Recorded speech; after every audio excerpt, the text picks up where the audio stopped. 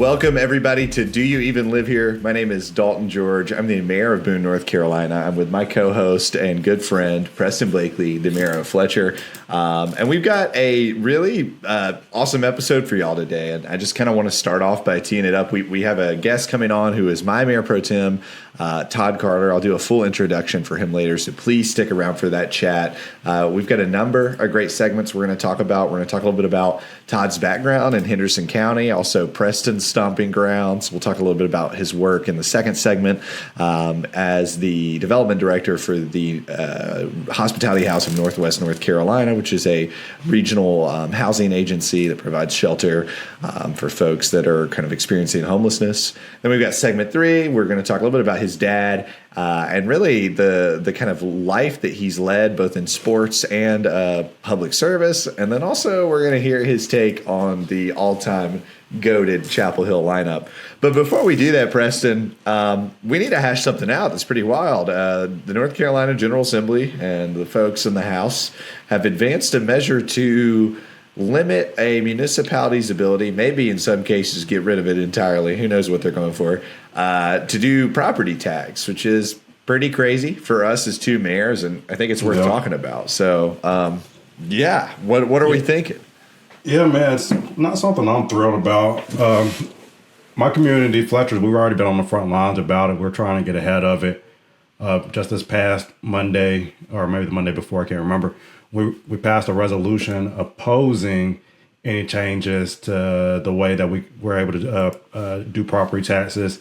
It's not like the General Assembly right now wants to do some kind of cap or some kind of limit on the ability for us to raise taxes, property taxes, right. That is.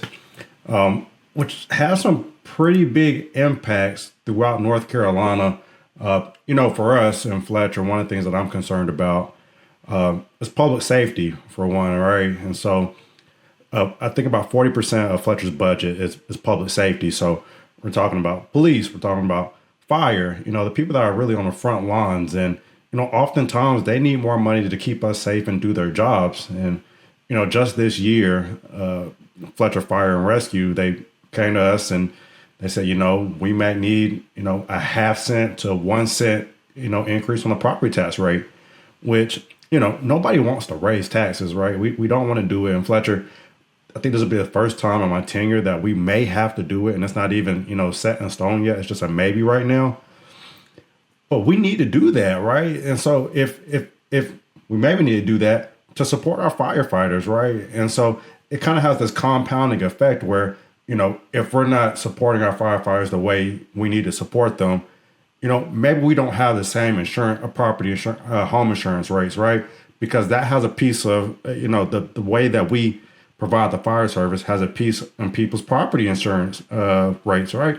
And so if we're not providing a high quality fire service, perhaps their property insurance, the homeowners insurance, I'm saying the wrong thing, the homeowners insurance increases, right? And so it has really these really compounding impacts. And more than anything, I just want the General Assembly to keep their fingers out of things that we do locally. I'm not sure they understand the things we do locally super well. I mean, our services, they can be impacted. And that's what we do. We're here to provide services, not make money. Well, I mean, you're right, and a local government doesn't have a lot of waste, and this attitude that we're just spending to spend. I mean, what's your tax rate in Fletcher? It's incredibly low. You've told me it's 28 cents. 28 cents, which I would venture is probably one of the lowest in the state of North Carolina. And here's a town very low.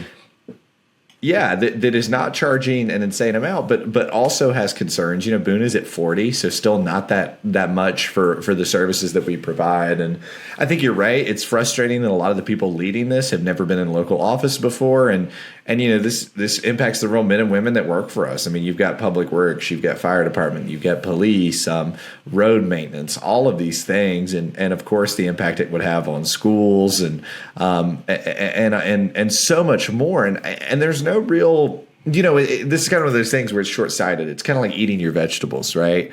Nobody likes paying taxes, it kind of seems like. But your local taxes are some of the few taxes that actually go to things you can tangibly see in your community, whether it be parks or that road being taken care of, or a response time from a police officer, to your point, good fire departments that make your insurance more affordable.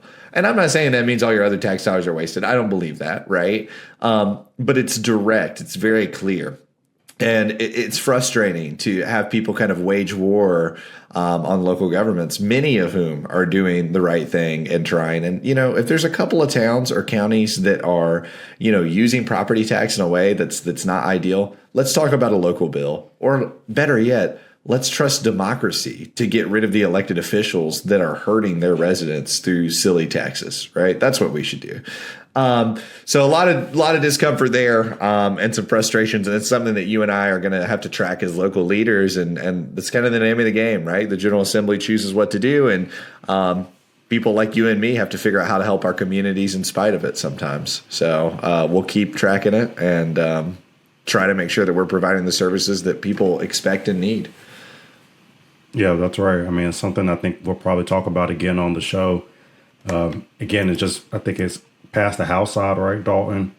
And I think they want to end up putting this in the North Carolina Constitution. So, it could come to a ballot. The citizens of North Carolina could vote for it, which, gives me a pretty big pause, all right? Because I think, again, right, kind of short-sightedness, people will see on the ballot, we're going to cap your property taxes from being raised by, X amount in a given budget cycle, which, again, like we are good stewards of money. I think in general, most of the governments and local governments in North Carolina don't want to raise taxes. And one of the big things I think to really highlight, when these reval years do come up, we lower the tax rate if property values are going up. And, I've dealt with that. We once had a 34-cent tax rate.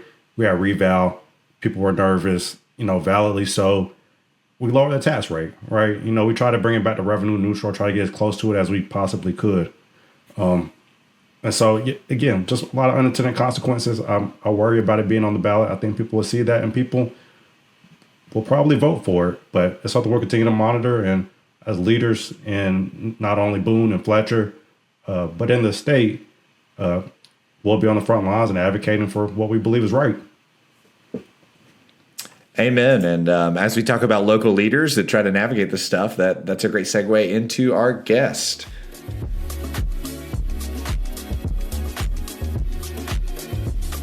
Today, we're going to jump into our guest for this episode as we round up a couple of topics beforehand. And this is somebody that I'm personally super excited to have on the show. I've known Todd Carter for over 4 years now, and has been really a champion for the folks that are often left out of the process. And he comes from a political family. I think his values are so kind of innate to who he is. And his kind of core moral compass in public service and nonprofit work is something that inspires me, actually. And he met me when I was a student at Appalachian State with hair down to my waist. He never held it against me. And in spite of the sports team that he cheers for, which is worse than Duke, he's not even mean to me for that. So Henderson County native, champion for working people. Am I allowed to say queer icon, Todd? Is that allowed? You can say that. Okay. Yes. Queer icon. You can say queer icon. And my mayor pro tem, Pore, my right-hand person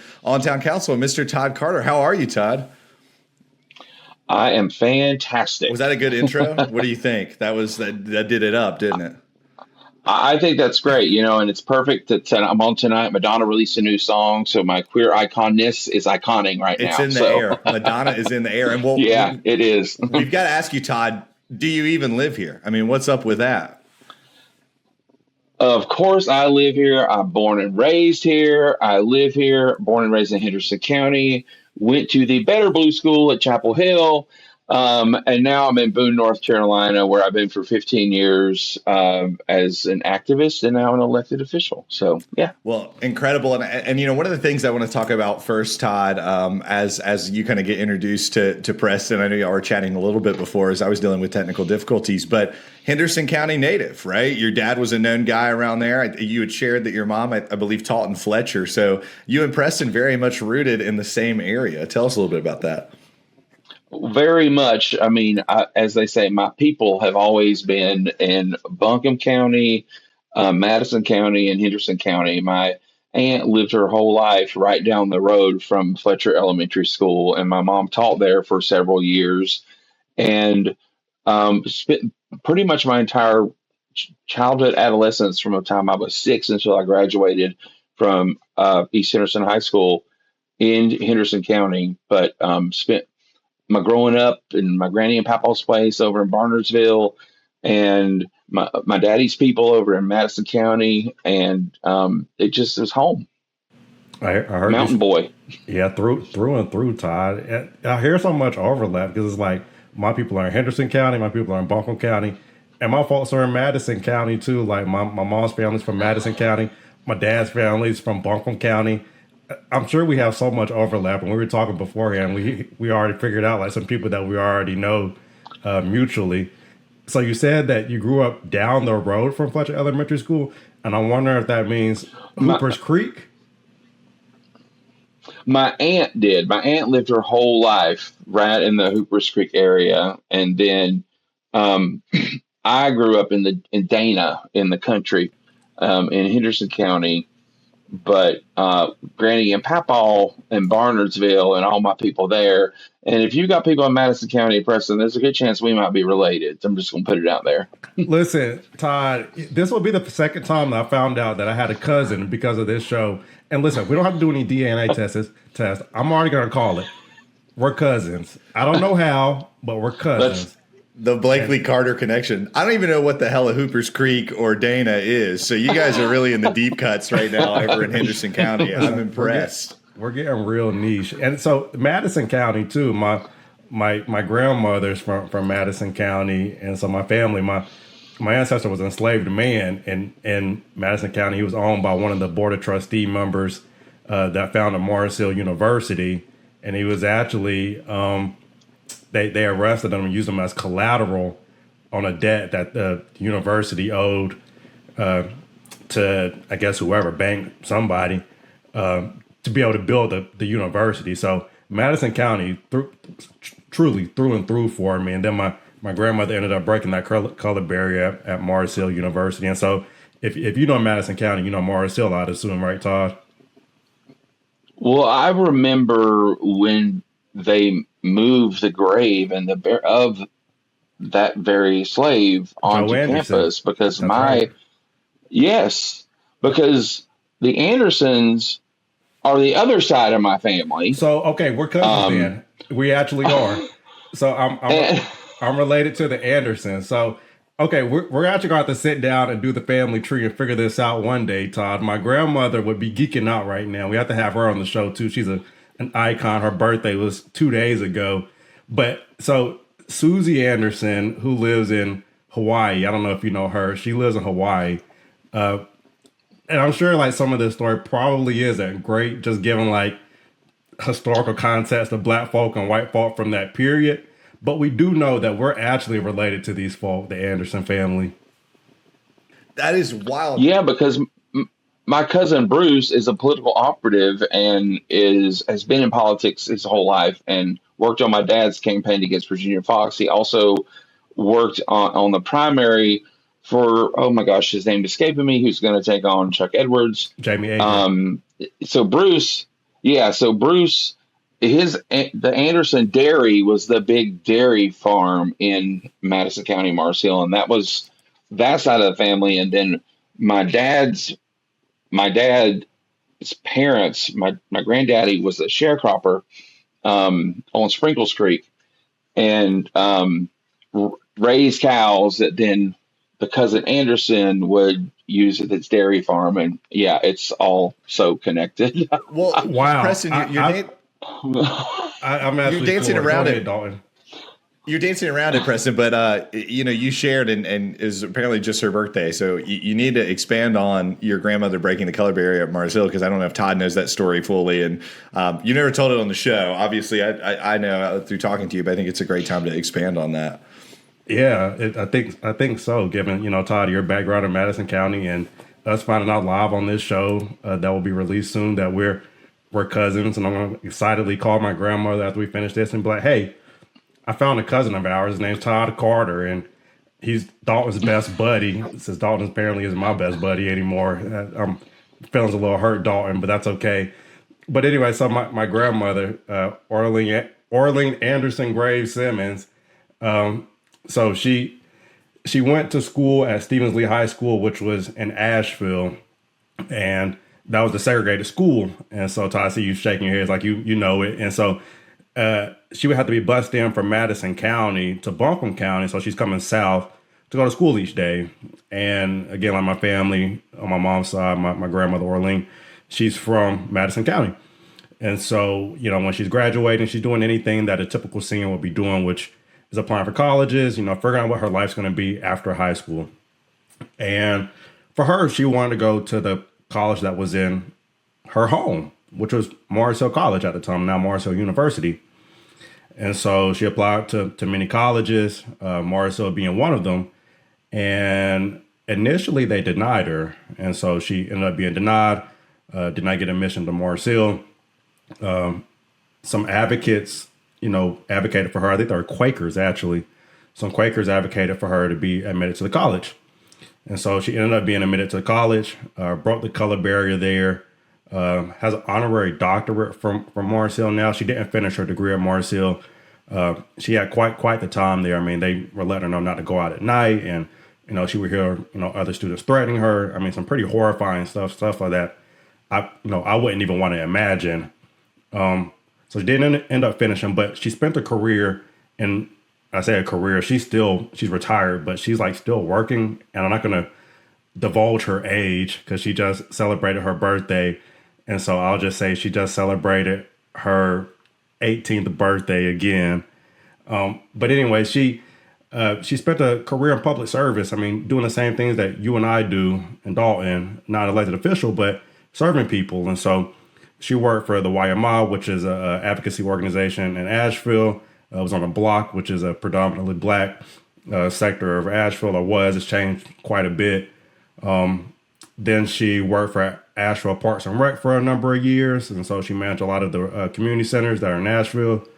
And I think what she's most famously known for, besides breaking that color barrier at Morris Hill, was founding the Martin Luther King Association of Asheville and Buncombe County. And now she hosts this prayer breakfast that started in one of the community centers that she managed for Asheville Parks and Rec. And now it's in like this humongous place where like thousands of people come each year. The governor's been a couple of years, and if he doesn't make it, he always sends a representative, he or she, whoever the governor is at the time, because it's been going for years now. And she's chaired numerous boards, does Juneteenth celebrate. I mean, anything at her age, at her very young age, still making quite the difference in West North Carolina. So in Madison County and Buncombe County primarily. Todd, we got to go out there and go to that Martin Luther King breakfast. We need to do a field trip and hang out, especially with all these roots going on. We absolutely need to do that. And you mentioned Stevens Lee. So my dad's first job in public education was right after Stevens Lee and Asheville High School integrated. And my dad was there for the riots. Yeah. Was teaching there and coaching football there. Yeah. That is just wild. Yeah. Well, it was before that, so she never got to integrate it. And so it was Lee Edwards before it was Asheville High. So I went to Asheville High School class of 2013, but it was Lee Edwards before Asheville High. And yeah, it was not a really pretty history there. It's not.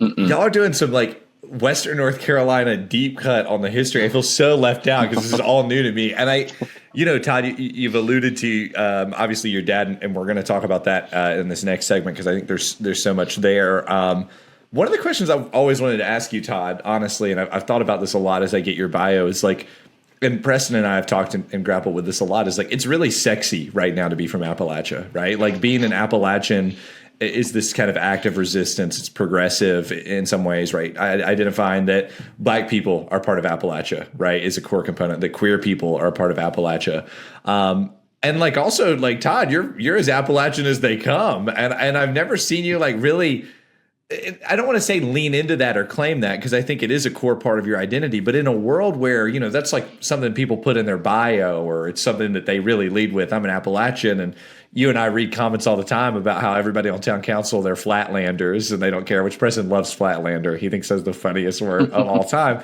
Like, so what does it mean to you to be Appalachian? What is it to be so rooted in this region and have worked so long here?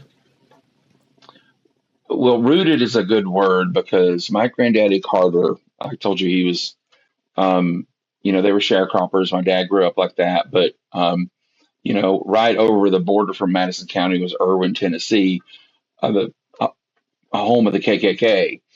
And my granddaddy Carter was a baseball umpire for the All Black Baseball League over in Irwin, Tennessee, and um, and the black folk that were in there, my granddaddy Carter would drive them through Irwin, and they would lay down in the back of the car. So he would be driving through and drive them over to their families, and then drive them back to Madison County. And my dad tells great stories about him, Granddaddy Carter bringing him to the baseball games, the all black baseball teams. He had such a good time, and that's just kind of been passed down in our history. It's just kind of who we are, and we've always recognized that Appalachia is diverse. And when I ran the first time, I remember one of the questions was, "What would you do if you could change? What would one thing you do to change Boone?" I said, "I would make it more diverse," because my family's history in Appalachia has been a diverse one, and I'm proud of those roots. And growing up gay and in a country school, I wanted to get the hell out. I mean, I was tired of being called queer and queer bait and faggot. And so I escaped to Chapel Hill. Um, but my roots have always been here. When I came back after a stint in California, it's very clear that I'm super proud. My dad is battling Parkinson's now. I'm super proud of the way I was born and raised, super proud of the values that were instilled in me at a young age that have been passed down for generations and generations from my people. And it has made me who I am today.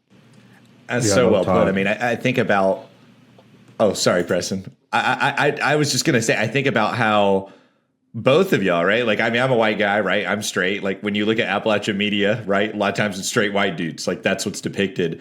And what y'all both did is y'all just both hashed up crazy Appalachian history, right? Like, and you're both so rooted there. I mean, Preston's story of his grandma, the story you just told of going through Irwin and helping out your neighbors, right?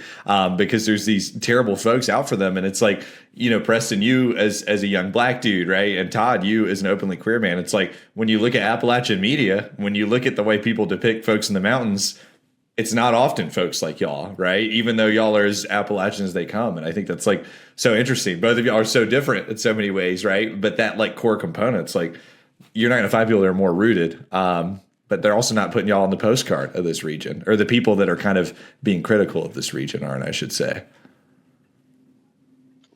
Well, there was a time, I mean, before I ran for council, I was seriously sitting with the thought of, am I going to leave? I talked about it with my therapist. I talked about it with my family.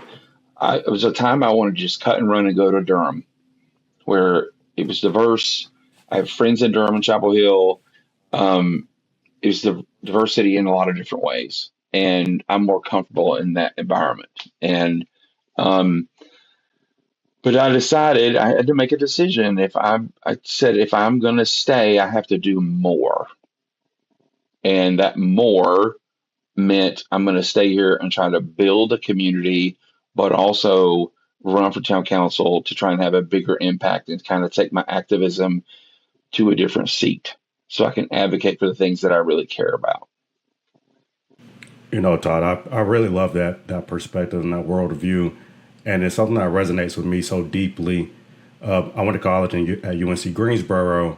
And so, growing up here in Henderson County, I've experienced things. I mean, to this day, because of my identity, I tell a story a lot about, there are a few instances that I can like rattle off where my identity impacted how I was treated in Appalachia.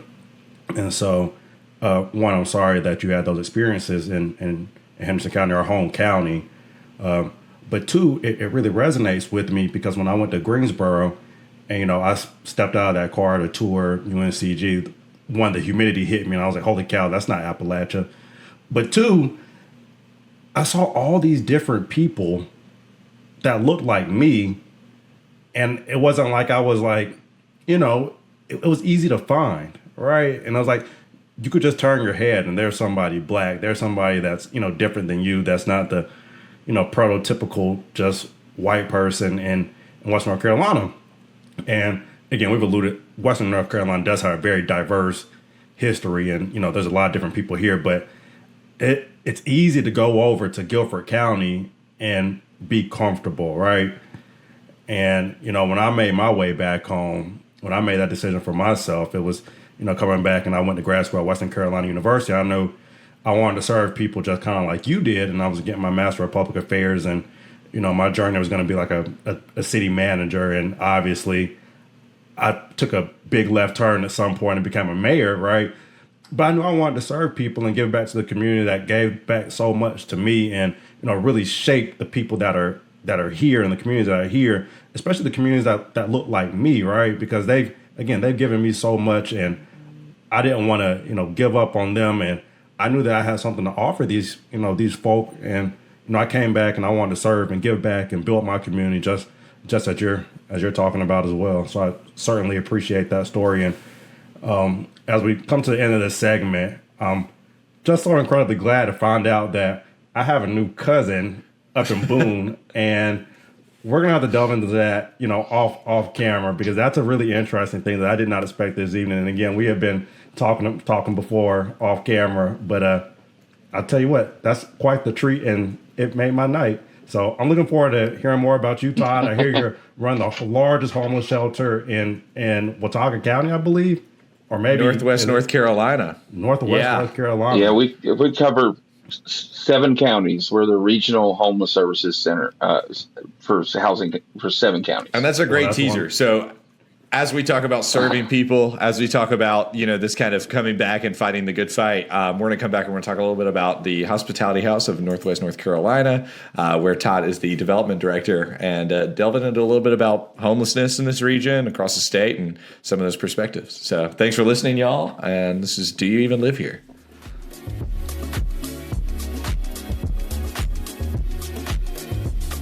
Welcome back to Do You Even Live Here? My name is Preston Blakely. I'm the mayor of Fletcher. I'm one half of Do You Even Live Here. I'm here with my very handsome co-host, Dalton George, the mayor of Boone, the other half of Do You Even Live Here. And then on top of that, we're here with Mayor Pro Tem and also my cousin, Todd Carter. And we've had a wonderful conversation so far. And Todd, thanks for being here with us again. We left off from talking about your work. You're the executive director of Hospitality House, tackling homelessness, right? I'm the chief development director. The executive director and I started together 15 years ago in 2011. So we've been doing this together. But I'm the chief development director here of Hospitality House of Northwest North Carolina. So, yeah. And we are the point of entry for all. Yeah. So we're a regional organization headquartered in Boone, but we cover 2,500 square miles. So we go all the way down to Yancey County that touches Madison and Mitchell and Avery and Watauga and Wilkes and Ashe and Allegheny County. So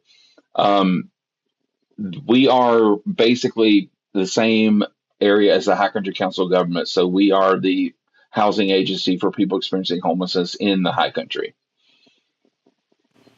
Wow, that's absolutely incredible. So what's happening there now? How did you find yourself into this work?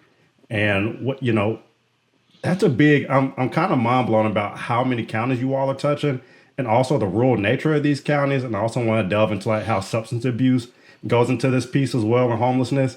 And so I know there's a lot of questions there, but I guess to start, talk about the rural nature of homelessness and how it impacts all these counties that you just rattled off. I mean, I think that's a really interesting piece to talk about, because I think a lot of times when people think about homelessness, they think about big urban areas, but that's not what you're talking about.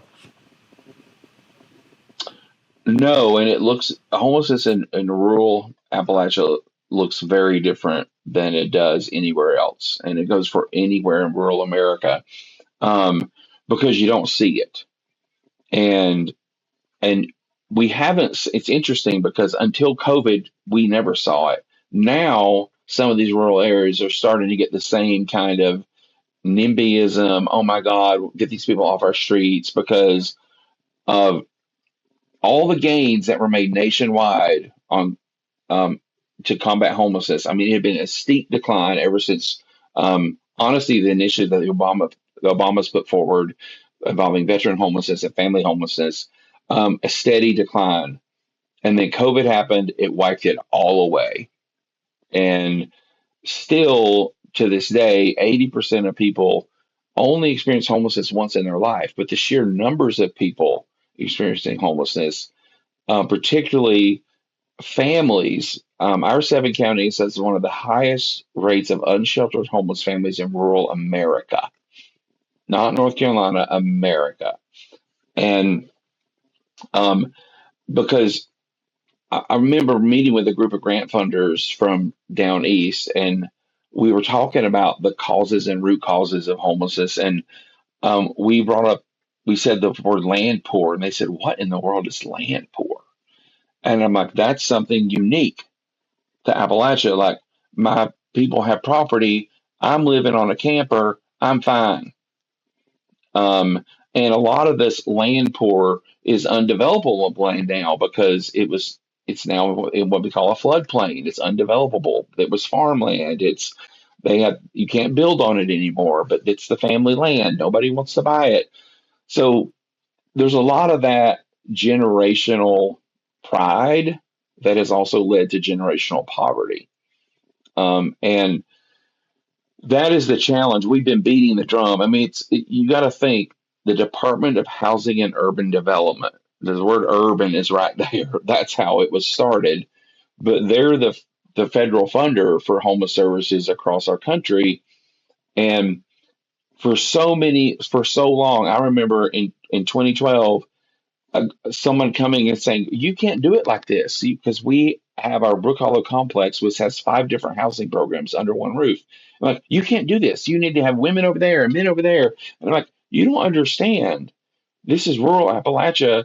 We don't have a bus system that connects all of our counties. We have to go out. We have to consolidate our services." So getting people to understand, it took until 2023 for HUD to release a special rural grant. We were on one of only 2 in the state to get it, one of only um, a handful. They only gave out 72 awards in the nation, and we were one of those. But we've been beating the drum about rural homelessness and how this is different, y'all. We have to treat it different. We have to look at it different. Yeah, I'm also curious. So you said a word that really stuck out to me. You talked about floodplains, and we lived through a generational event in Hurricane Helene, and so Mother Nature remains undefeated, right? And so earlier this year we had cold spells. We had Hurricane Helene. I mean, can you talk about how weather's impacted, the homelessness and what you all do when we have these extreme weather cases, whether it be Hurricane Helene or whether it be, just extreme cold? Well, in regards to Hurricane Helene and trying to get our supplies out to our furthest counties, I remember the first time I visited Yancey County, my mouth felt was open the entire time. I mean, they were devastated because their electrical infrastructure ran right along the Tote River. It was gone. We were having to take having groups to take ATVs and 4 wheels to deliver food up in the hollers because you couldn't get there. We would just pack trucks and send people out there to really understand. And there were people that lost everything who had been getting by, but never thought they would experience homelessness. I remember, um, and kind of speaks to attitude. There was a rescue group from out of our area that came to help, and they were meeting us here at our Housing and Outreach Center in Watauga County, which we have 3 of those. We have one in Avery, one in Wilkes, and one here. And he was asking me questions. He said, "Now, what do you do here? Do you help homeless people or do you help people who have lost their homes because of the flood? And I said, sir, those are the same people.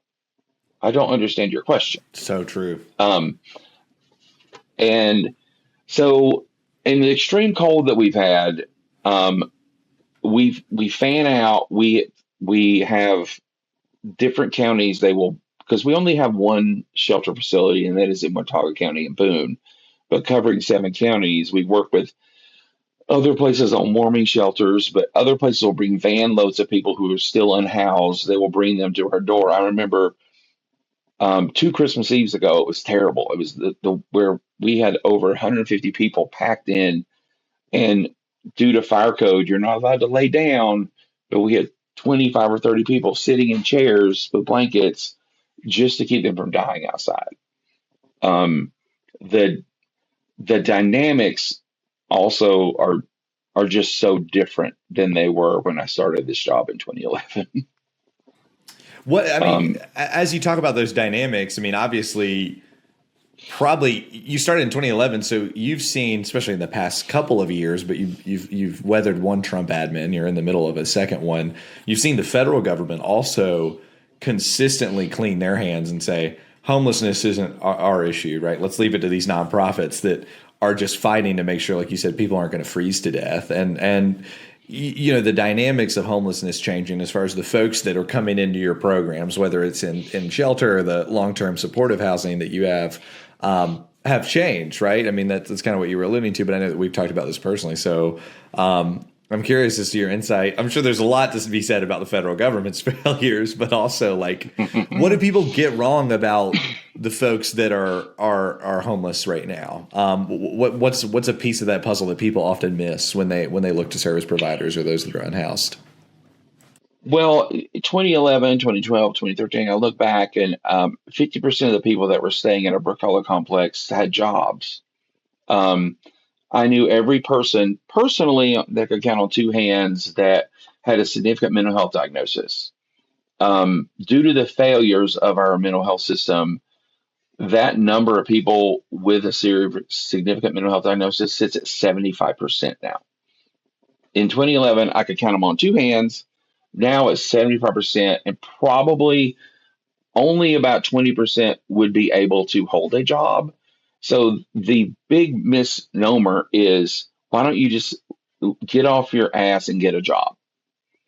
That ship has sailed a long time ago.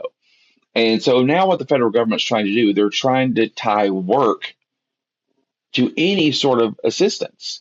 And what they don't understand, and we had our best year ever, we housed 414 people in one year. That's more than one a day. We moved that many people out of homelessness into their own home. And a part of that was a combination of Section 8 vouchers and supportive services, which we offer. I said we have 15 housing programs for different things: domestic violence, family housing. The amount of the amount of people we were able to house with unrestricted government funds was astronomical, particularly among family housing.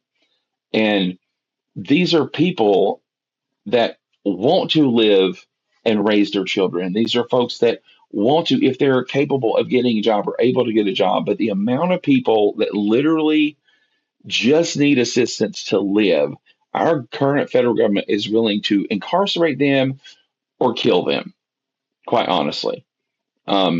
They don't want any, there's a bill right now. They want to take ownership of any veteran who's homeless, and they want to either lock them up or put them in institutions like they can be forgotten about. And these are people. These are Americans. These are people who have worked their whole life, can't work right now, or have significant mental health issues, or the opioid crisis has devastated. Right. Well, and on top of it, I mean, you think about, you know, what keeps a person, you know, that is in a stable situation from being homeless. Oftentimes it's a family that's willing to step up if you're in crisis. It's family wealth in that way. It's that type of safety net. And there's a lot of us that don't have that, right? So you miss a house payment or two, or you know, God forbid you develop a mental health diagnosis later in life, which is the case with so many people, right? I mean, you hear often of folks as they get older in their 30s or 40s, they exhibit a mental health crisis. And all it takes is not having people in your life that are willing to step up for you to put you there. And I think that othering of folks that are in those programs, like you said, I really appreciate your emphasis. And you've always done this since I've known you, the human emphasis of it, right? These are people. These are not people that you can just push out of sight, out of mind. And the harsh reality is so many of these people that go, well, I don't want to see homeless people in my community. It's like, do you know what the solution is, my friend? To fund providers like Hospitality House, to get a federal government that recognizes that they have a role in this, that they can't just clean their hands of it. It's like the irony of it all is the same people that say, I don't want to see a panhandler or I don't want to see a homeless person are those that are cutting the funds to those services. And it's like, my brother, you're the problem. You're the reason, but that's where groups like you really have to fill in these gaps and fight the good fight. Well, our housing first model is the most successful model, and Scott Turner is directly attacking that model and is going to demand that people in our permanent supportive housing program who are living with a disability have to work or they're going to lose their housing. And these are people who have been housed for some 10, 15 years. They're going to take it away. Make it make sense. Yeah, and as we talk about those cuts, I mean, in our previous episode, we had a news episode, Todd, and one of the things that we talked about was HCA out here in West North Carolina, primarily in Buncombe County, but they also have some hospitals in some rural areas like Macon County and Transylvania County. And just to give a little bit of background, it used to be Mission Hospital, nonprofit, saw the HCA. They had these pillars they had to follow. One of the pillars, I believe, was just, maintaining care, right? And now they're making this argument in court about that. Well, they didn't say, what level of care, which is an embarrassing argument to make. I would be embarrassed to make that argument. But when we talk about these cuts, I'm curious about what you think about Medicaid cuts and how that's impacted you and the population that you serve. Because I think about like rural hospitals like Macon County that rely on Medicaid funding and serve a lot of the same population that you serve. And, those hospitals have, the chance to shut down, right? And so those people are going to be driving from like Macon County to, wherever 2 hours away just to get the care that they need, maybe, right?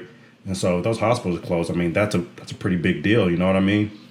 I think that's worth expanding on because, the Medicaid dynamic right now, Todd, when we were preparing for this and we were doing our pre-work, Beacon Media, who works on stories across the state, obviously founded by Greg Meyer, shout out Greg. One of the things was you need to ask this guy who works on the front line what the real dynamics on the ground, these Medicaid cuts are going to do to the folks that are homeless or folks that are seeking care. So yeah, take that time. I think it's important.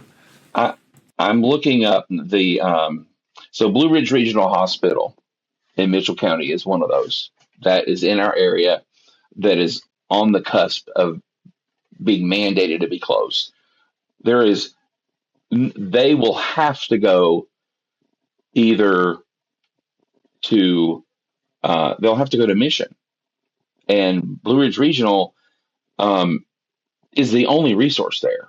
It's the only rural hospital that really does Yancey, Mitchell, and Avery because the UNC Health Appalachian that's in Limble it's mental health care, and so there's a big wide gap. So there's a couple of things in the Medicaid issue. So a lot of homeless services providers went the Medicaid route to help house people.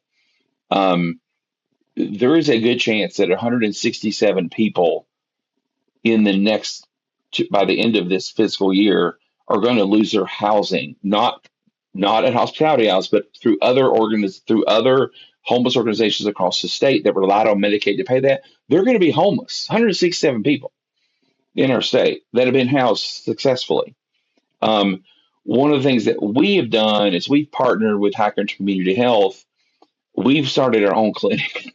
We have an attitude of, if we can't find help, we're going to do it ourselves. So we employ 3 of our own mental health therapists. There's a 4th that comes in with High Country Community Health.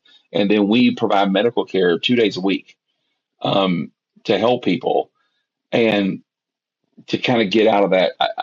that rotation. But I know Highcountry Community Health, they rely on Medicaid payments for the patients that have Medicaid. So they're in a precarious position right now.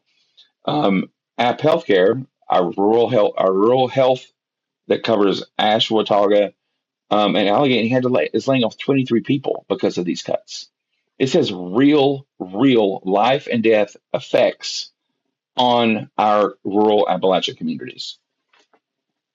So well put. And I feel like it, the thing I would encourage any listener is every day there's the worst news in the world, right?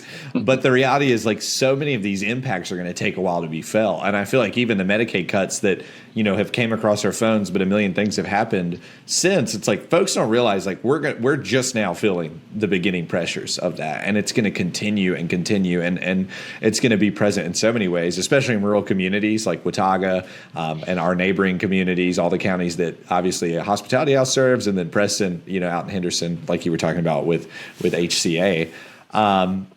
So I want to say, as we talk about all kinds of good policy and bad policy in this case, next we're going to talk a little bit about Todd's experience kind of being the son of somebody running for Congress. We're going to play my favorite political ad ever, which is the Coach Carter ad. He knew that was coming.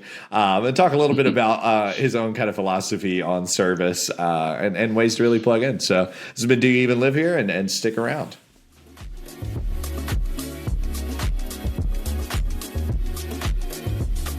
Welcome back to Do You Even Live Here? My name is Dalton George. I'm one of the co-hosts and the mayor of Boone, North Carolina, with my good buddy Preston Blakely, the mayor of Fletcher, and we're actually chatting with the mayor pro tempore. We're very mayor heavy today of Boone, my right-hand man, Todd Carter.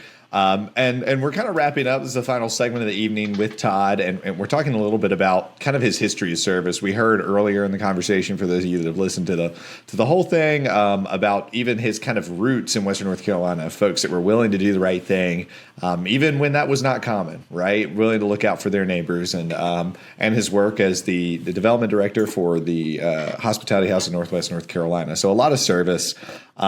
One of the things I've always been impressed with about Todd is he comes from a kind of a powerhouse of a father and a mother and so many people that have committed themselves to public service through education and coaching. And if you're listening, small towns, if you're a good football coach, you're basically like Jesus. It's Jesus adjacent. Not like AI Trump Jesus, but like, you're a savior of so many. And I think that there's so much to look up to in coaches in rural communities, because they offer a mentor to so many. They kind of provide this kind of strong backbone for communities. We all know Friday Night Lights are where it happens. And Todd's father, Coach Roy Carter, known coach. Todd, I want you to tell me where all he coached at. I think that might be a good place to start. And then we'll talk a little bit about his run for Congress.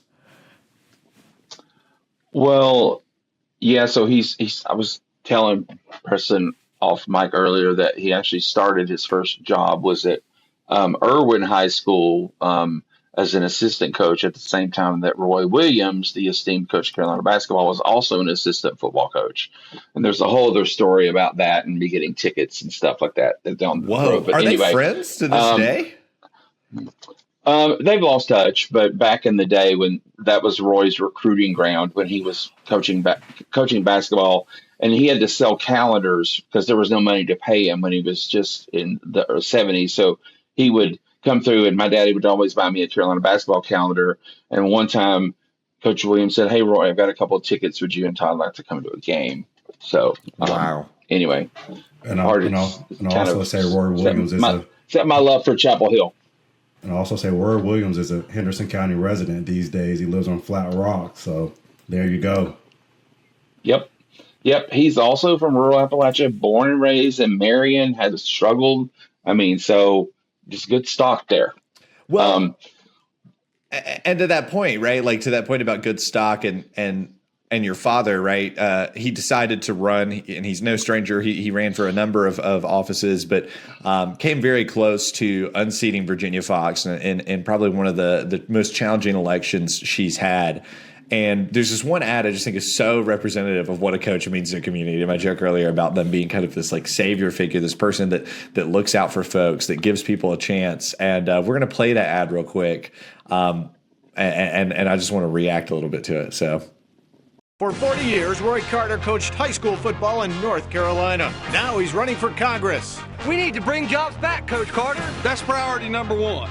We must bring those jobs back and quit giving tax breaks to the companies that ship our jobs overseas. Coach Carter, my medical bills are out of control. That's because they value $1 more than your health. We're going to remind them that people come first, right? Yeah. Roy Carter for Congress, putting people above politics. I'm Roy Carter, and I approve this message. I love that ad. Todd knew that was coming. I love the memo the most, the memo on the sideline on what we're going to do on healthcare. But this idea of an elected official as a coach, right? And not even necessarily instructing people. He's not telling voters what they want. They're in a huddle because they want to go win together. And that's such a great symbol for what it means to try to run for office and do a good job. And Todd, what are the behind the scenes scoops on that campaign and that lovely ad? Because you came back to North Carolina, you were in California at that point, is my understanding, came back to North Carolina to work on your father's campaign. So tell us a little bit about that. I did. This was a once in a lifetime. My dad had coached in Henderson County. He settled up here in Ashe County. He coached at Northwest Ashe. He coached at Wilkes Central. Always kind of been in this area. He had one little sidebar in Georgia where I got to meet President Jimmy Carter and Roseland and have dinner, but that's for another podcast. But coming back to work on this campaign, there was no doubt I had to do this because this was literally a once in a lifetime opportunity because my dad is my hero. And as long as I can remember, we were always driving somebody home from football practice who didn't have a car. We were always buying cleats. And look, my parents were both public school teachers. When we went school shopping, my mama would pick up, well, I know this one girl, she's going to need this coat. And we didn't have a lot of money, but it was always, we got to get so-and-so his cleats. We've got to help this family. We got, that was our culture. That's how we grew up. We were, I was telling you earlier, on one Sunday a month, we picked up litter as a family, as our family outing, because we believed in, keeping our land beautiful and the environment and living in the country. And it's just ingrained in me, and the stories and working on my dad's campaign. I'll never forget it. It was the most exhausting because I was still working my job from California remotely. And we were all living together. My cousin Bruce, who I thought Bruce Anderson, who I talked about earlier, my sister Stacy, we were all living in this house in Tobaccoville, working on my dad's campaign. And we worked so hard, and the passion, seeing him speak and connect with people, just about people over politics. It's always about the people. And I remember election night. This was the Obama win, 2008. Every Democrat won except my dad, who was up against Virginia Foxx. I was a mess. But I was like, oh my gosh. And Dad got up there. I was crying, and he got up and gave the most inspirational speech at the Winston-Salem Auditorium in front of a packed house. And I was like, yeah, you're my hero. But along the way, there were so many great things that I will never get to experience again. I mean, Robert Plant and Alison Krauss, what? Going backstage because they were supporting my dad's campaign. Robert Plant of Led Zeppelin? Yes, I have a great picture of my dad and Robert Plant like this. And we had an event in Beverly Hills because of T-Bone Burnett and his wife, Callie Corey, who wrote Thelma and Louise and the TV show Nashville. They were big supporters of my dad and helped raise money in California. We had house parties out there.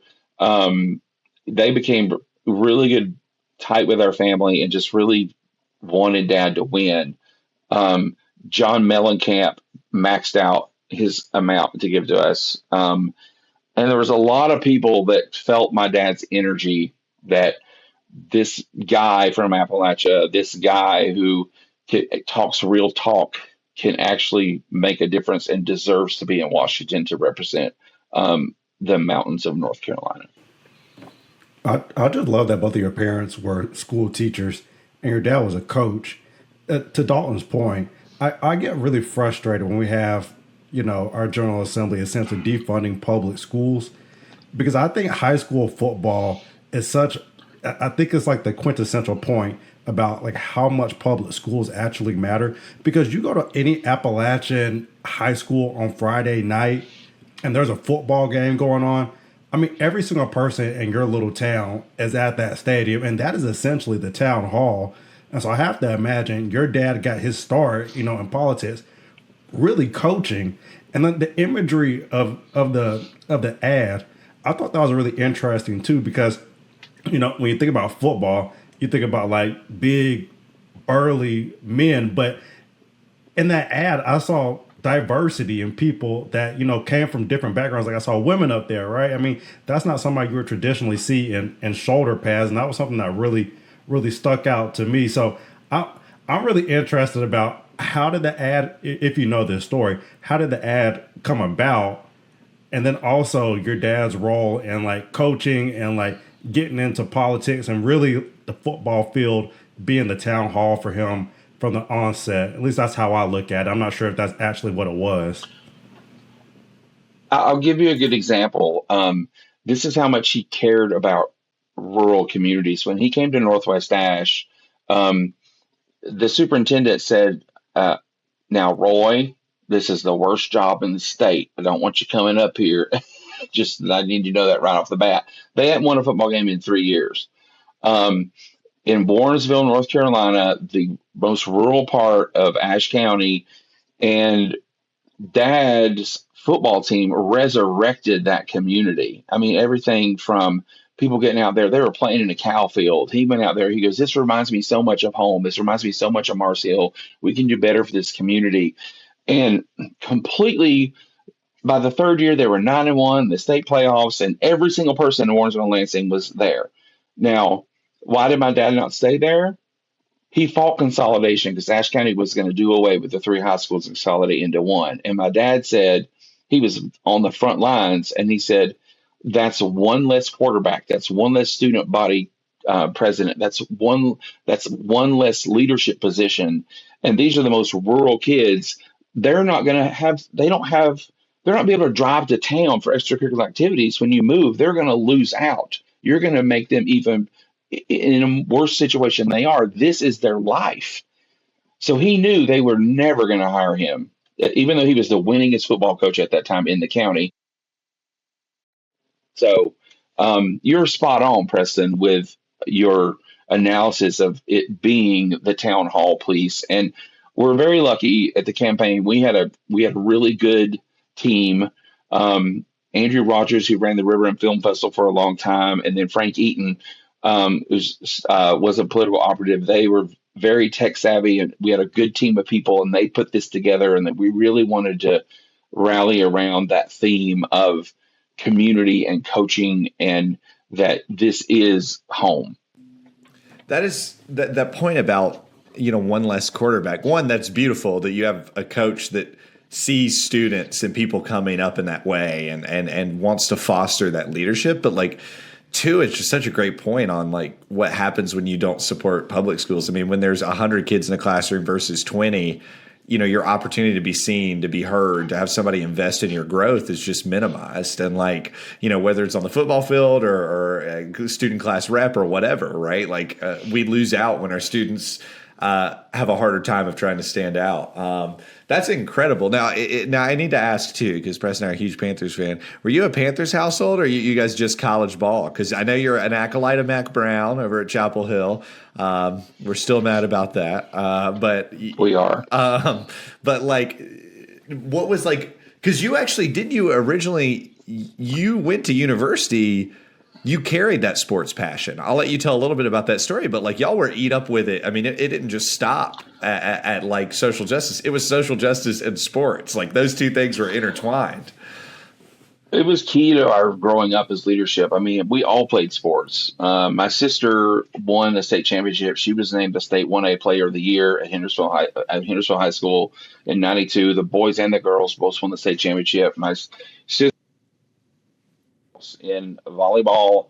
We all played, and I was telling Preston this before that when I decided I wanted to go to Carolina when I was 12, and then I decided I wanted to letter at Carolina, my daddy told me I wasn't a good enough athlete, so I pivoted to sports medicine, and wound up, being an athletic trainer for the football team for 4 years. Got my 4 letters, but it is shaped the leadership components and the camaraderie and the teamwork. All those things were part of our story, playing sports. Yeah. From the time, I remember I got to play on the 4th grade basketball team because my daddy volunteered to be the coach, and I got to play when I was in 2nd grade because my daddy was the coach. I don't know if it's just because your dad's the coach. If you're as tall, if you were a tall, you're a tall guy, you were probably hooping, Todd. Don't minimize yourself there. I wasn't that tall in elementary school and high school. I had my growth spurt my freshman year of. If I had been this tall in high school, I would have killed it. Dude, the NBA Todd Carter arc, we were this close. We were a hormone getting earlier away, from Todd in the NBA. It's true. Well, it's true. Speaking of NBA, Todd, you told me a really interesting story when we were off mic too, and so you just mentioned this Carolina letter jacket, and the Carolina family runs pretty deep. And you were in Los Angeles, and you met somebody pretty dang cool because of the letter jacket, right? Will you tell us the story? Yeah, I was going to had good seats. I was going to the Lakers game. My uncle was VP at Home Depot, and I wore my letter jacket. This is back when James Worthy was playing. They were still at the Forum Center right before they moved to the Staples Center. And I walk in, and I'm wearing my Carolina letter jacket. James Worthy sees me. He's at midcourt, and he goes, "Yo, Carolina!" And he motioned me down. I went to the court. He goes, "High five, go Heels!" And my aunt just about had a stroke. She's like, "What just happened? What just happened?" Okay, wait, because I love to do these rapid fires. I know we're getting ready to wrap up, but now we're way on the sports arc, and we've talked a little bit about the social justice dynamics of sports, the leadership prep. But this is going to be probably the hardest question you get all night, Todd. And I'm not even happy to ask it because it's a Chapel Hill thing. All-time Chapel Hill basketball team in their prime. You're building it. You're 1 through 5. Who's on there? We already know Jordan's a lock at 2 or 1, but who else is going to be on your all-time Chapel Hill team? Oh my gosh! So Jordan, I got to go with Worthy. I got to go with Phil Ford at point guard, without a doubt. Phil Ford at point guard. I also would love to have seen Worthy and Hansbrough in the middle, and then Vince Carter on the other wing. So, but if we're talking queer icon Todd, if Dante Calabria would have to be in there, because I had a massive crush on him. The way he shot the ball and he ran down the court, I was like, that's my guy. That's a pretty mean 5. I won't lie. That's impressive. Vince Carter's also got to be a lock too. I mean, come on now. Yeah. Wow. Preston, any big There's so many to choose from. There's a lot. I mean, Duke's got probably. No, I'm kidding. So, Preston, any big takeaways there as another Carolina ball fan? No, I think you hit the highlights. I'll start thinking about some of the players that. Well, right now, I'll tell you what. If I had to put somebody in there that you didn't mention, and underrated person but had a big performance the other night, I'm throwing Kobe White in there right now because he carried the Hornets the other evening to beat the Heat, to go to the next round of the play-in tournament. So I'm throwing Kobe White in there, but I think he hit all the high players. I'm not mad at the list at all. I'm not a Carolina fan. I like Antoine Jameson. He was dope in the NBA. Antoine one of the Jameson, coolest. Yeah. Wait, you're shaking. Did I make a bad call there, Todd? Is he a bad No, dude? you're not getting any. There's just so many. I mean, how do I pick 5? It's like Carter or Jameson or Carter. I mean, they were all. And then, we just bring it all the time. And then, like the North Carolina sports, didn't Julius Peppers play basketball at UNC too? He played basketball and football, right? And football. Mm-hmm. Yep. Shout out Julius Peppers too. Shout out Julius Peppers, man.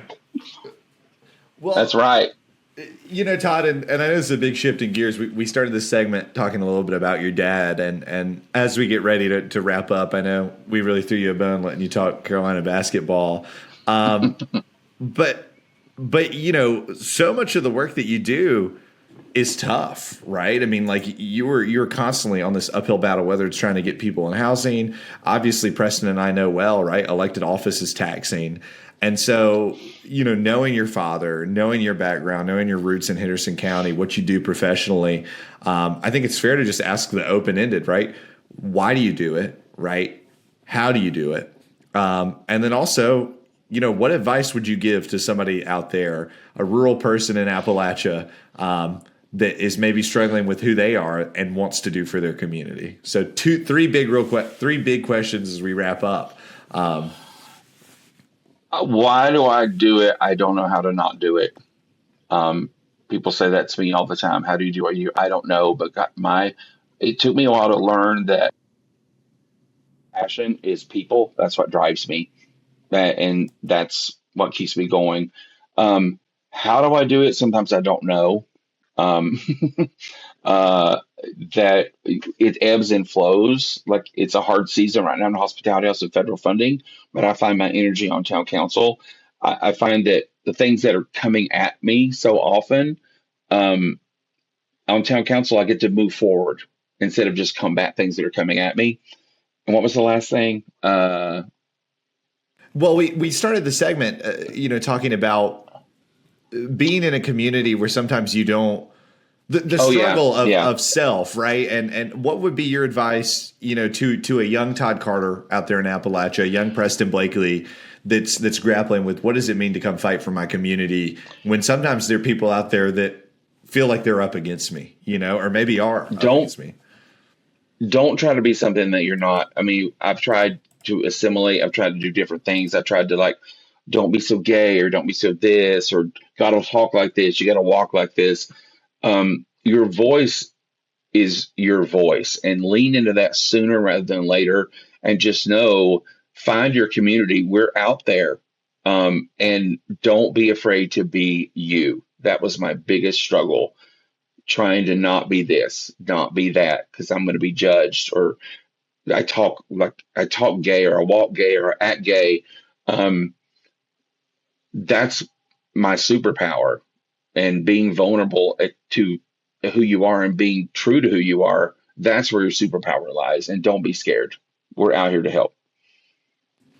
And Todd, I'll say I deeply appreciate your authenticity, and I'm always appreciative of anybody that serves in an elected role, particularly local elected officials, because we're not getting rich out here, and it's oftentimes, I would argue, the most difficult elected position to be in, because it's not like you can run to Raleigh, you can't run to DC. I mean, we live here, we're rooted here. You go to the grocery store, Dalton and I have talked about this, you see people that and so whether the town hall is like the football field, like your dad, or the grocery store, or the gym, or wherever it may be, I mean, it takes a special person that's authentic, that cares, that's deeply rooted, and I think that has some sense of altruism to truly do this work. And for you to do it in your true, authentic self, you're somebody that I truly admire, Todd, and I'll say that, and glad that to call you a family member. I'm glad I got a new cousin, Preston. Well, and I think this made my day, man. It's a great way to end the week. Well, and it's so true too. I mean, a lot of times, to your point, Todd, and I appreciate everything you said, and that authenticity piece is so important because this is a tough job, local elected office. I joke, we don't have a policy director, we don't have a scheduler, we don't have a chief of staff. Like, it's just us. We're our communications person. And so, if you're not able to find that voice, you're kind of adrift, right? Like that's the one thing that you have as a local elected, and you have the ability to talk to those people in the grocery store and be yourself, whereas maybe the folks in Congress don't always get that. They're a little separated. So, well, Todd, I think the world of you. You know this. Thanks for hanging out with us. Thanks for bearing with some technical difficulties. And thanks to everybody that listened to this episode. Todd, any plugs? How can people follow you, support your work, whatever they can do? Feel free to plug it. You can Tar Heel Todd 91 pretty much anywhere. Instagram, Facebook, TikTok, and from there, you'll find all my other stuff. But I'm pretty much an open book, so my stuff is not private. I'm living my authentic truth, and I'm not hiding. Dalton knows I'm the same guy on the dais as I am right here at work. I'm just Todd Carter. There's no two of us out there. So follow me. You may like it, you may not, but you'll get the real me. And for those that are interested about the Hospitality House work, please donate to them as well.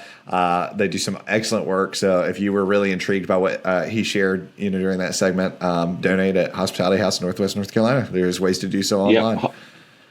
Hosphouse.org. There you go. Well, awesome. Well, thanks, y'all. This has been a great evening, and this has been Do You Even Live Here? And hope everybody has a great night.